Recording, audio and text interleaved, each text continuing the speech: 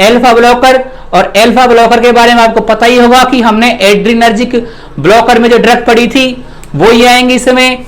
अब बात करते हैं, हमारी जो फोर्थ कैटेगरी आती है वो आती है alpha blocker. Okay, alpha blocker में मैंने आपको ड्रग बताई थी, क्या बताई थी? Prazosin, prazosin, terazosin,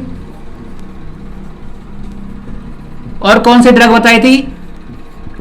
डॉक्साजोसिन। ओके, तो हमें जोशी वर्ड देखना है। जोशी जैसे होते हैं अग्रवाल होते हैं बनियों के, ऐसे ही ब्राह्मणों में जोशी होते हैं, जैमन होते हैं, और भी काफी सारे होते हैं। तो हमें तो केवल जोशी याद रखना है, जोशी, जोशी। तो जोशी से ही हमें क्या निकालना है? जोसिन, जोसिन, जोसिन निकालना है। तो क्या ड्रग कौन सी हो जाएंगी? Prazosin, terazosin, doxazosin, prazosin, terazosin, doxazosin. ठीक है, ये थी हमारी एल्फा ब्लॉकर। और एल्फा ब्लॉकर का काम क्या है? जो एल्फा ब्लॉकर का मैकेनिज्म ऑफ एक्शन का मतलब है कि एल्फा ब्लॉकर क्या करती है? एल्फा ब्लॉकर करता है वेजो डायलेशन। क्या करता है? वेजो। तो एल्फा ब्लॉकर का होता है, मैकेनिज्म ऑफ एक्शन की बात करें, ब्लॉक एल्फा रिसेप्टर। भाई एल्फा ब्लॉकर और बीटा ब्लॉकर का मैकेनिज्म ऑफ एक्शन बिल्कुल ही सिंपल है, क्योंकि नाम ही कह रहा है एल्फा ब्लॉकर, यानी कि जो एल्फा को ब्लॉक करेंगी। ऐसे ही आगे बीटा ब्लॉकर आएंगी, वो बीटा को ब्लॉक करेंगी। तो अब इसका मैकेनिज्म ऑफ एक्शन क्या हो गया? Block alpha receptor. ओके, क्या हो गया mechanism of action? Block alpha receptor.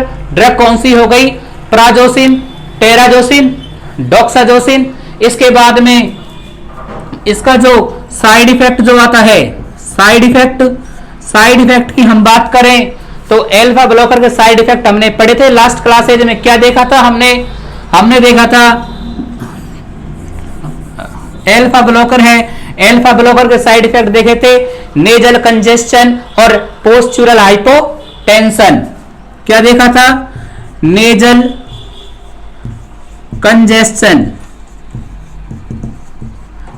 Congestion, postural hypotension.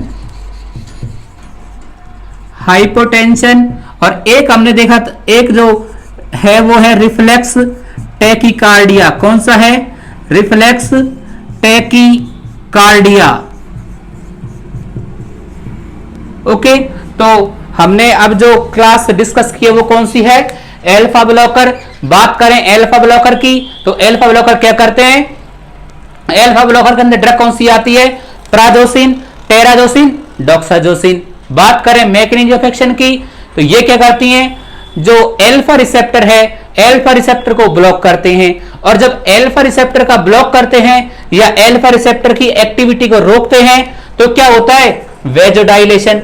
Okay, जब एल्फा रिसेप्टर को हमने ब्लॉक किया तो क्या होता है? वेजोडाइलेशन। क्या होता है? वेजोडाइलेशन। वेजोडाइलेशन होता है। ओके, तो क्या होता है? वेजोडाइलेशन होता है। और बात करें इसके जो साइड इफेक्ट की, तो एल्फा ब्लॉकर के साइड इफेक्ट है नेजल कंजेस्शन, पोस्चुरल हाइपोटेंशन, और क्या है? Reflex tachycardia. ठीक है, नेजल कंजेस्शन का मतलब होता है कि नाक बंद हो जाना, नाक बंद हो जाती है। पोस्चुरल हाइपोटेंशन, बात करते हैं पोस्चुरल हाइपोटेंशन में क्या होता है कि इसको बोला जाता है ऑर्थोस्टेटिक हाइपोटेंशन, यानी कि इसमें पेशेंट को खड़े खड़े चक्कर आते हैं और वो गिर जाता है। ठीक है, इसके बाद में हमने देखा रिफ्लेक्स टैकीकार्डिया। रिफ्लेक्स टैकीकार्डिया क्या होता है कि जब ये ब्लड वेसल्स को डायलेट कर देते हैं, ब्लड वेसल्स को डायलेट कर देते हैं तो हमारा बीपी एकदम से कम हो जाता है। जब बीपी एकदम से कम हो जाता है तो जो बैरोरिसेप्टर हैं, जो बैरोरिसेप्टर है वो मैसेज भेजते हैं हार्ट के ब्रेन के पास कि भाई ब्लड प्रेशर कम हो गया। तो फिर हार्ट के किसके पास मैसेज भेजा? ब्रेन के पास। ब्रेन के पास क्या मैसेज जाएगा कि भाई बीपी कम हो गया या बीपी बहुत ज्यादा कम हो गया तो ब्रेन क्या करता है, ब्रेन सीधा हार्ट को कहता है कि भाई वो ब्लड प्रेशर कम हो गया, ज्यादा कम हो गया तो तू क्या कर, तू हार्ट रेट बढ़ा, थोड़ा बीपी और बढ़ा, नहीं तो चक्कर आएंगे उसको। तो इसमें जो आता है पोस्चुरल हाइपोटेंशन, खड़े खड़े चक्कर आना, तो प्रॉब्लम्स बढ़ जाएगी। तो फिर हार्ट अपनी एक्टिविटी बढ़ाता है, हार्ट रेट बढ़ जाती है और फिर बीपी थोड़ा नॉर्मल होता है। तो ये क्या है, जैसे क्वेश्चन आता है postural hypotension is related with, तो अल्फा ब्लॉकर देखना है। Nasal congestion is related with, तो भी हमको प्राजोसिन जोसिन वर्ड देखना है। अब बात करें जोसिन की, तो जोसिन क्या करता है, जोसिन वेजो डायलेशन करता है। ओके, तो ये थी हमारी अल्फा ब्लॉकर और ये थी हमारी चौथी कैटेगरी। अब बात करते हैं हम इससे आगे जो बीटा की, बीटा रिसेप्टर। तो बीटा रिसेप्टर, तो ये ड्रग कौन सी आएंगी, अगली आएंगी next category beta blocker. Okay, हमें तो कोई भी चीज ज्यादा घुसना नहीं है इसके अंदर, हमें देखना है बीटा ब्लॉकर। अल्फा ब्लॉकर देखा था जैसे ही, ऐसे देखना है बीटा ब्लॉकर। तो बीटा ब्लॉकर की जो वर्ड, जो ड्रग्स आएंगी उनके सबके अंत में क्या आएगा, लोल आएगा, लोल। तो हमें क्या देखना है, तो इसकी जो ड्रग्स आएंगी वो आएंगी propranolol, propranolol, atenolol, propranolol, atenolol, metoprolol,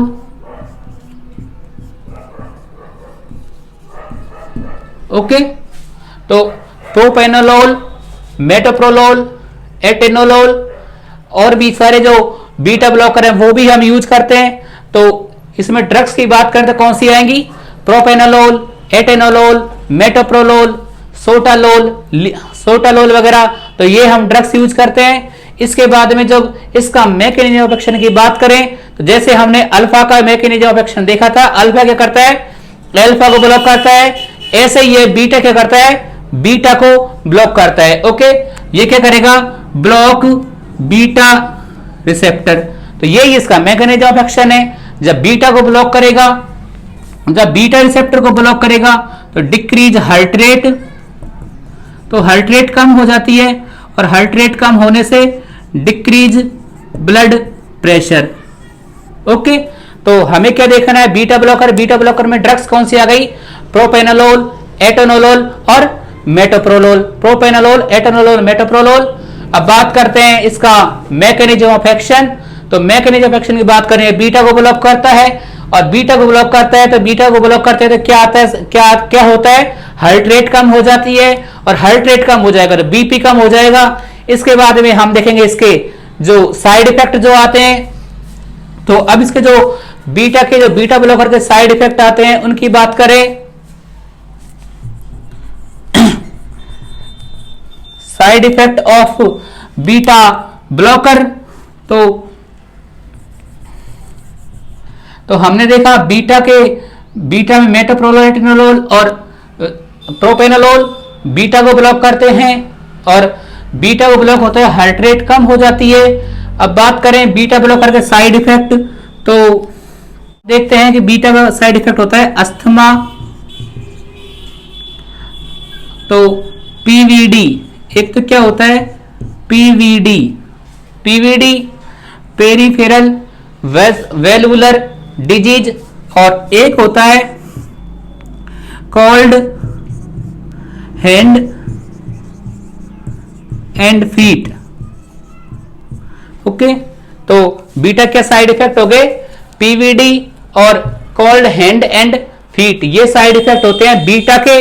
जो प्रोपेनोलोल, एटेनोलोल, मेटोप्रोलोल, इसके साइड इफेक्ट क्या होता है, पीवीडी। पीवीडी का मतलब है पेरिफेरल वेस्कुलर डिजीज या पेरिफेरल वाल्वुलर डिजीज, और एक के साइड इफेक्ट आता है कॉल्ड हैंड एंड फीट। तो ये किसके साइड इफेक्ट हो गए, बीटा के। तो हमने कौन कौन सी कैटेगरी देख ली, सेंट्रल सिंपैथोलाइटिक देख ली, इसके बाद में एड्रिनर्जिक न्यूरॉन ब्लॉकर देख लिया, इसके बाद में एस इनहिबिटर देख लिया, इसके बाद में बीटा ब्लॉकर देख लिया, अल्फा ब्लॉकर देख लिया।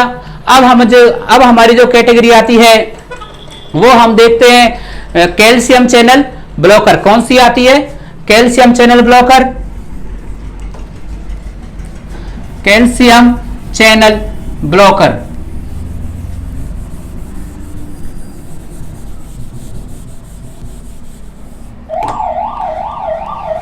तो अगली जो कैटेगरी है वो है calcium channel blocker. Calcium channel blocker में जो ड्रग्स आती हैं उनमें हम बात करें तो इसमें आती है, इसमें फर्दर क्लासिफाई है। तो क्लासिफिकेशन इसकी बात करें, इस कैल्शियम चैनल ब्लॉकर भी अलग अलग तरीके से क्लासिफाई है। तो इसमें आती है वेरापामिल, कौन सी ड्रग्स आती है? वेरापामिल। एक आती है डिल्टियाजेम, वेरापामिल, डिल्टियाजेम। और जो ड्रग्स आती हैं वो आती हैं नीफेडिपाइन,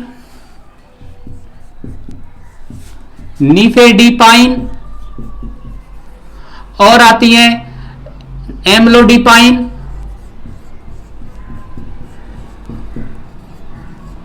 नीफेडिपाइन, नीमोडिपाइन। ठीक है, तो ये होते हैं calcium channel blocker. Calcium channel blocker का एग्जांपल क्या है? वेरापामिल, डिल्टियाजेम, नीफेडिपाइन और एम्लोडिपाइन।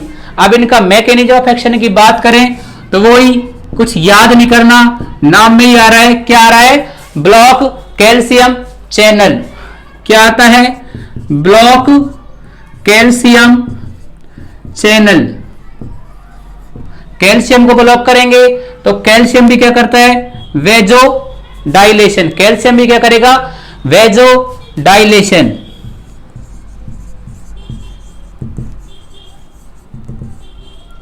वेजो डायलेशन करेगा। ओके, तो हमने क्या देखा? Calcium channel blocker verapamil, diltiazem, nifedipine, nimodipine, amlodipine, felodipine, ये सारे क्या होते हैं? कैल्शियम चैनल ब्लॉकर है। और इनका जो मैकेनिज्म ऑफ एक्शन क्या है वो बिल्कुल सिंपल है कि ब्लॉक कैल्शियम चैनल। और जब कैल्शियम को ब्लॉक करते हैं तो वेजोडाइलेशन होता है। और इसका साइड इफेक्ट है, क्या है इसका साइड इफेक्ट की बात करें तो साइड इफेक्ट आता है ब्रेडिकार्डिया। क्या आता है? ब्रेडिकार्डिया। ब्रेडिकार्डिया इसका साइड इफेक्ट है। भाई ड्रग कौन कौन सी आ गई? ड्रग आ गई वेरापामिल, डिल्टियाजेम, नीमोडिपाइन, एम्लोडिपाइन, नीफेडिपाइन। ओके, ये तो हो गई ड्रग्स। मैकेनिज्म ऑफ एक्शन बिल्कुल सिंपल है, ब्लॉक कैल्शियम चैनल। क्या करेगा? Block calcium channel. इसके बाद में साइड इफेक्ट की बात करें, साइड इफेक्ट क्या होता है इसका? ब्रेडिकार्डिया। Okay, bradycardia. अब हमारी आती है अगली कैटेगरी, 7वें नंबर की आती है direct vasodilator. Direct vasodilator. Okay, अब हम क्या करेंगे? जैसे हमने कैल्शियम का देख लिया कि भाई कैल्शियम किस तरीके से डायलेशन करता है, बीटा देख लिया, बीटा हाइड्रेट कैसे करेगा, एल्फा देख लिया, एल्फा भी वेजो डायलेशन करता है, वो कैसे करता है, उसके अंदर कौन से ड्रग आती हैं, उसका साइड इफेक्ट देख लिए। एस इनहिबिटर का क्या होता है, क्या साइड इफेक्ट होता है, क्या ड्रग्स आती हैं वो देखे। इससे पहले सेंट्रल सिंपैथोलाइटिक और डायरेक्ट और एड्रेनर्जिक न्यूरॉन ब्लॉकर वो देखा। अब हमारी अगली कैटेगरी आती है, वो आती है direct vasodilator. Direct वेजो dilator से हमें क्या याद रखना है? कौन सी ड्रग आती है? एक हमने देखा था जो एमडीएच वाले बाबा, एमडीएच सबको याद होगा। एमडीएच मसाले, तो हमें याद रखना है एमडीएच। क्या याद रखना है?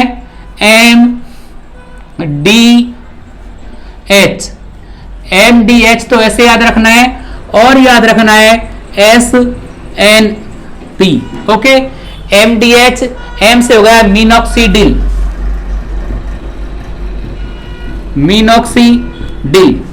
डी से हो गया डायाजॉक्साइड, डी से हो गया डायाजॉक्साइड। और जो एच है, एच से क्या हो जाएगा? हाइड्रालाजीन,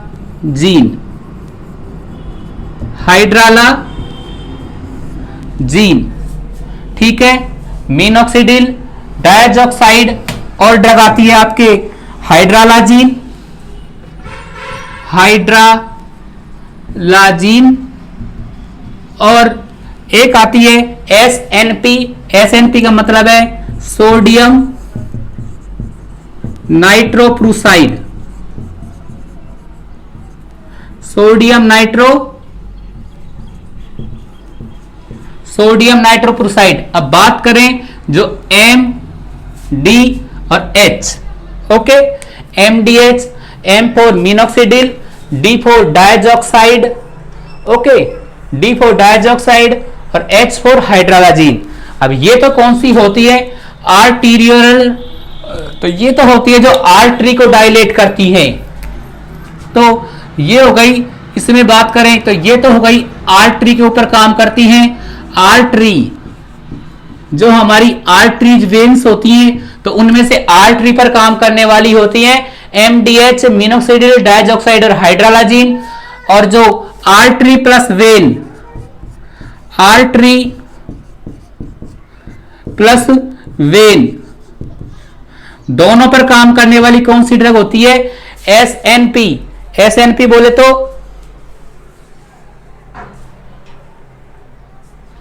सोडियम नाइट्रोप्रूसाइड, सोडियम नाइट्रोप्रूसाइड, और MDH से याद करना है मिनोक्सिडिल, हाइड्रालाजीन और डायजॉक्साइड। और ये कौन सी हो गई? SNP, sodium nitroprusside. अब हम बात करते हैं, हमारा अगला जो क्या होता है कि साइड इफेक्ट। साइड इफेक्ट की बात करें तो साइड इफेक्ट्स,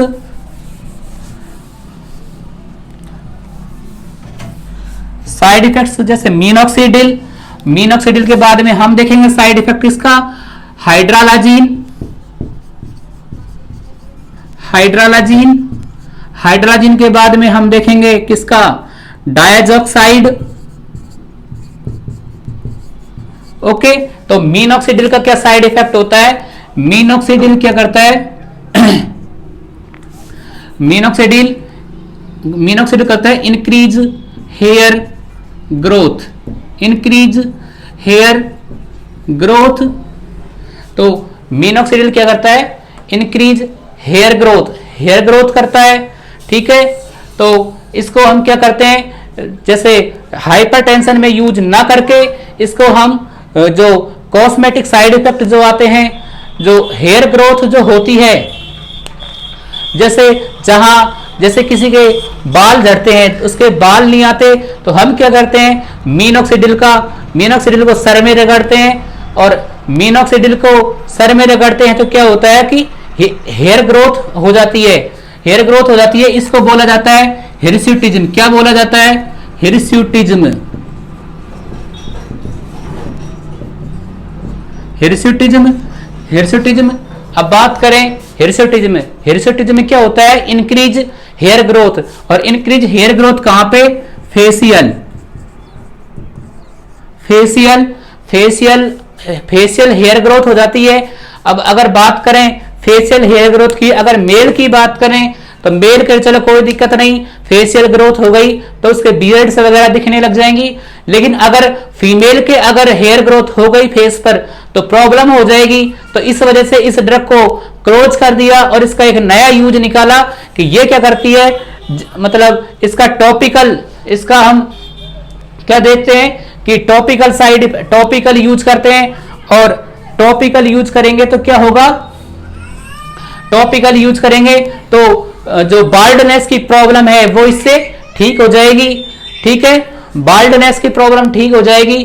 तो इसका कॉस्मेटिक साइड इफेक्ट आता है। अगर कोई क्वेश्चन आए कि which hypertensive drug is related with a cosmetic side effect, which hypertensive drug is related with cosmetic side effect, तो आएगा क्या आता है? मिनोक्सिडिल। और मिनोक्सिडिल क्या करती है? हेयर ग्रोथ करती है, ठीक है। तो इसके बाद में हमने देखा, ये तो हो गई मिनोक्सिडिल। और मिनोक्सिडिल के बाद में हाइड्रालाजीन, हाइड्रालाजीन भी इंपॉर्टेंट ड्रग है। और ये क्या करती है? ये ल्यूपस इरिथ्रोमेटस करती है, ल्यूपस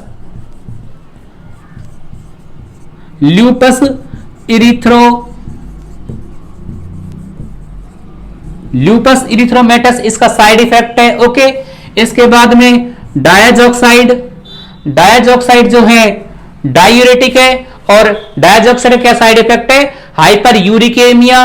ठीक है, हाइपर यूरिकेमिया क्या साइड इफेक्ट है? हाइपर यूरिकेमिया।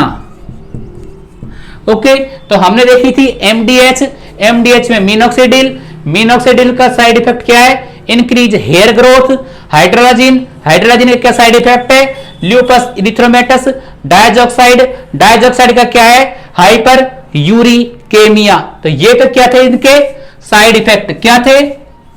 साइड इफेक्ट की बात करी तो ये तो थे इनके साइड इफेक्ट्स। ओके, अब हम देखते हैं इनके जो मैकेनिज्म ऑफ एक्शन की बात करें तो मिनोक्सिडिल है, मिनोक्सिडिल तो क्या करती है? Potassium opener. Okay, potassium opener, potassium opener होती है मिनोक्सिडिल। मीना कुमारी से याद कर लेना, मीना कुमारी, ममता कुमारी, मोहन कुमार, जो भी आपको अच्छा लगे तो आप इससे याद कर लेना। अब बात करते हैं हाइड्रोलाजिन की और डायजॉक्साइड की। तो हाइड्रोलाजिन क्या करता है? Hydralazine nitric oxide free radical बनाता है। क्या बनाता है? नाइट्रिक ऑक्साइड फ्री रेडिकल बनाता है, और नाइट्रिक ऑक्साइड फ्री रेडिकल बनेगा तो क्या होगा? रिलैक्सेशन होगा। क्या होगा? रिलैक्सेशन। ओके, रिलैक्सेशन होगा। पोटेशियम ओपनर है, ये भी आगे चल के रिलैक्सेशन करेगा, और ये नाइट्रिक ऑक्साइड फ्री रेडिकल बनाता है। ठीक है, डायजॉक्साइड है तो डायजॉक्साइड तो क्या करेगा? डायूरेटिक है, ये क्या करेगा? Decrease blood volume, decrease blood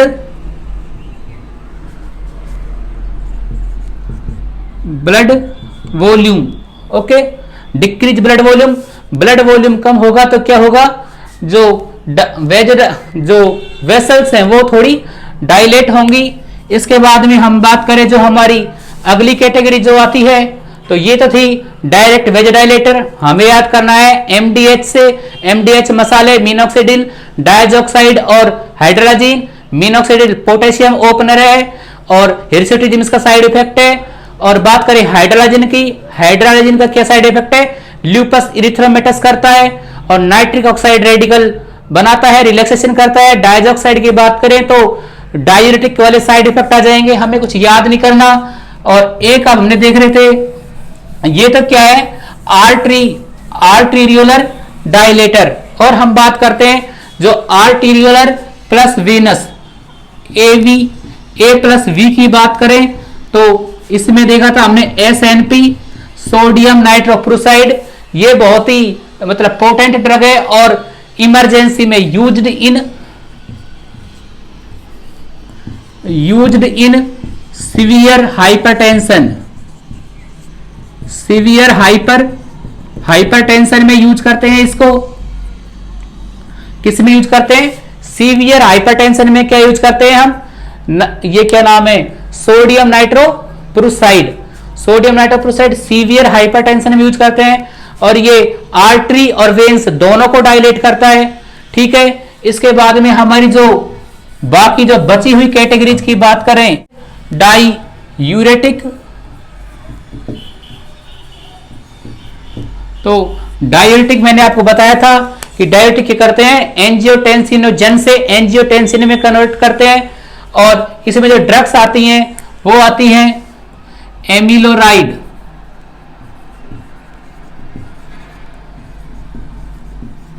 amiloride और furosemide, furosemide, chlorothiazide. Okay, amiloride, furosemide, chlorothiazide. तो ये होते हैं डायूरेटिक। और डायूरेटिक का क्लासिफिकेशन क्या है? डायूरेटिक में से कौन कौन से ड्रग यूज आते हैं? एमीफ्रू, एमीफ्रू के नाम से जो ड्रग्स आती है वो आती है एमिलोराइड और फ्रूसेमाइड। एक आती है क्लोरथायाजाइड, और भी डायूरेटिक यूज कर सकते हैं हम। ठीक है, अब बात करते हैं डायूरेटिक। डायूरेटिक का क्या साइड इफेक्ट आएगा? हाइपर ग्लाइसेमिया और हाइपर यूरिकेमिया। क्या साइड इफेक्ट आएगा? साइड इफेक्ट की बात करें, साइड इफेक्ट की बात करें तो हाइपर यूरिकेमिया, हाइपर यूरिकेमिया और हाइपर यूरिकेमिया करती हैं ये, ठीक है, और हाइपो नेट्रेमिया यानी कि सोडियम लेवल को कम करती हैं, यूरिन का पास आउट बढ़ाती हैं। और जब मैंने आपको बताया था कि डायूरेटिक का रोल क्या होता है, डायूरेटिक क्या करती है, यूरिन फॉर्मेशन करती है, और यूरिन फॉर्मेशन करने से क्या होता है, जो यूरिन के अंदर, जो ब्लड के अंदर जो टॉक्सिक मटेरियल्स घुले हुए होते हैं वो एक्सक्रीट आउट हो जाते हैं। और क्या होता है कि जब जो ब्लड के अंदर से जो चीजें हैं वो मटेरियल्स अगर एक्सक्रीट हो गए तो ब्लड का वॉल्यूम कम हो जाएगा, और ब्लड वॉल्यूम कम हो जाएगा तो हमारा बीपी ऑटोमेटिक ठीक हो जाएगा, ठीक है। तो ये तो हमारा क्या चल रहा था, हमने देख लिया डायरेक्ट वेजाडाइलेटर देख लिया, डायूरेटिक देख लिया, एड्रेनर्जिक न्यूरल ब्लॉकर देखे। और अब हमारा जो आगे जो ड्रग्स आती हैं वो आती हैं, हमने देखा थी एल्फा ब्लॉकर देखा, और एल्फा ब्लॉकर के साथ साथ हमने क्या देखा था, बीटा ब्लॉकर। एल्फा ब्लॉकर में प्राजोसिन, टेराजोसिन, डॉक्साजोसिन ड्रग्स देखी। बीटा ब्लॉकर में प्रोपेनोलोल, एटेनोलोल, मेटोप्रोल ड्रग देखी, मेटोप्रोलोल ड्रग देखी। इसके बाद में हमारी एक कैटेगरी आती है एल्फा प्लस बीटा ब्लॉकर। कौन सी आती है, एल्फा प्लस बीटा ब्लॉकर, यानी कि जो एल्फा को भी ब्लॉक करेंगी और बीटा को भी ब्लॉक करेंगी। हमारी जो लास्ट कैटेगरी है वो कौन सी है, एल्फा प्लस बीटा ब्लॉकर। कौन सी है, alpha plus beta blocker. Okay, alpha plus beta blocker. Alpha plus beta blocker में हमें ड्रग किससे याद करनी है, LC। जैसे लैंड ऑक्युपाई बाय चाइना, अखबार में अक्सर आता है LOC, POK। LOC होती है जो भारत की वह जमीन जिस पर चीन का कब्जा है, उसको क्या बोला जाता है, LOC। भारत की वह जमीन जिस पर चीन का कब्जा है उसको बोला जाता है LOC। तो हमें बस ऐसे याद रखना है कि इसमें दो ड्रग आती हैं, एक तो आती है L से, एक तो आती है L और एक आती है C। जैसे हमने Cl पढ़ा था, Cl किसमें पढ़ा था, जो एस इनहिबिटर उनमें हमने देखा था कैप्टोप्रिल और लिसिनोप्रिल। अब यहाँ Cl का उल्टा है, तो यहाँ लिसिनोप्रिल और कैप्टोप्रिल का उल्टा क्या हो गया, जैसे लेबेटालोल एक ड्रग आती है, कौन सी आती है, लेबिटालोल। और एक जो ड्रग आती है वो आती है कार्बिडाइलोल। ओके, लेबेटालोल और कार्बिडाइलोल, ठीक है। ये कौन सी कैटेगरी हो गई, एल्फा प्लस बीटा ब्लॉकर। तो ये था हमारा हाइपरटेंशन। हमने देखा हाइपरटेंशन में हमने क्या क्या पढ़ा, हाइपरटेंशन में हमने पढ़ा कि हाइपरटेंशन क्या होता है, हाइपरटेंशन में हाइपरटेंशन क्या होता है, तो भाई ब्लड प्रेशर ज्यादा हो जाना। किससे ज्यादा हो जाना, जो नॉर्मल रेंज है 130/90, यानी कि 130 तो सिस्टोलिक प्रेशर और 90 जो होता है वो डायस्टोलिक प्रेशर। तो हमें तो सिस्टोलिक डायस्टोलिक एग्जाम में नहीं आते हैं, वो डायरेक्ट देगा 130 और 90, या देगा 130/90 mmHg। तो 130 mmHg से ज्यादा हो जाए तो हाइपरटेंशन होता है, और 190 mmHg से ज्यादा हो जाए तो हाइपरटेंशन होता है। अगर इसमें दो प्रेशर अलग अलग तरीके से डिफाइन है, जैसे हमने देखा था 130/90, तो 130 तो क्या है, सिस्टोलिक का मतलब है जब कॉन्ट्रैक्शन होता है, कॉन्ट्रैक्शन होता है। और कॉन्ट्रैक्शन होता है तो क्या होता है, 130 mmHg, 130 mmHg। तो कब की बात है, जब कॉन्ट्रैक्शन हो। सिस्टोलिक, जैसे बीपी है, जैसे हम बीपी नपवाएं, ब्लड प्रेशर अगर हम चेक करें तो ब्लड प्रेशर किस फॉर्म में बताएगा डॉक्टर हमको बताएगा, जैसे 150/40 व 150/100, 140/90, 130/90, जो भी हमारा ब्लड प्रेशर आता है वो देखेंगे। तो इसमें जो बीपी होता है वो क्या होता है, 130/90, ठीक है, 130 mmHg। ये तो होता है सिस्टोलिक। सिस्टोलिक का मतलब है कि जब हमारा हार्ट कॉन्ट्रैक्ट होता हो तो कॉन्ट्रैक्शन के टाइम तो कितना होना चाहिए, 130 mmHg, और ये होता है 90 mmHg। ये कब होता है, जब हमारा हार्ट रिलैक्स हो। जब हमारा हार्ट रिलैक्स हो तो बीपी कितना होना चाहिए, 90। इसको बोला जाता है डायस्टोलिक।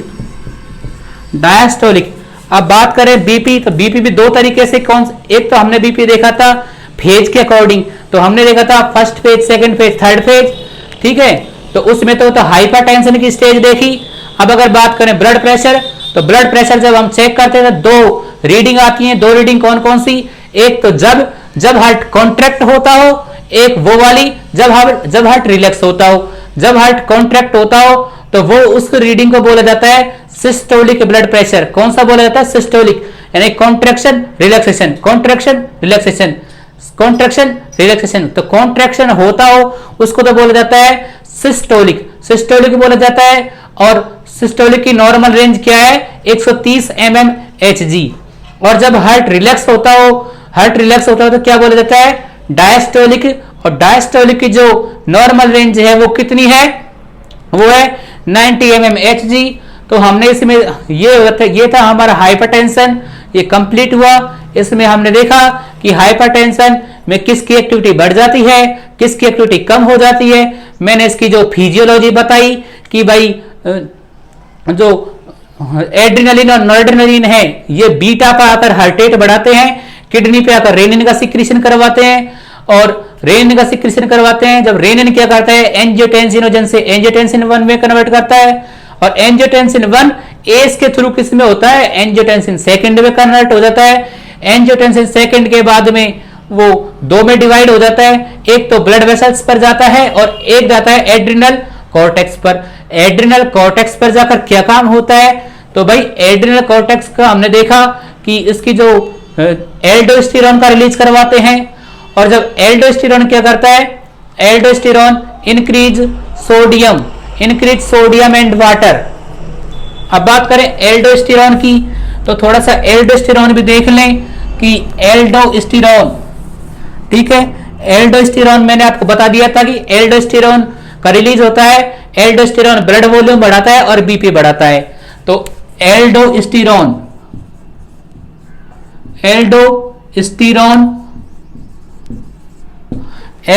क्या करता है, यह सोडियम वाटर रिटेंशन करता है। क्या करता है, सोडियम वाटर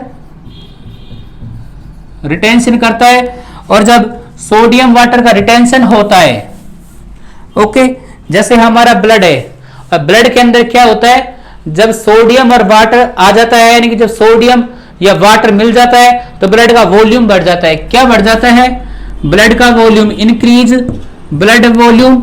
मैंने आपको बताया था एल्डोस्टेरोन के बाद में हमने इंक्रीज ब्लड वॉल्यूम किया था। और ब्लड वॉल्यूम जब बढ़ जाता है तो अगर किसी चीज का वॉल्यूम बढ़ गया तो उसका बीपी भी बढ़ गया, ठीक है।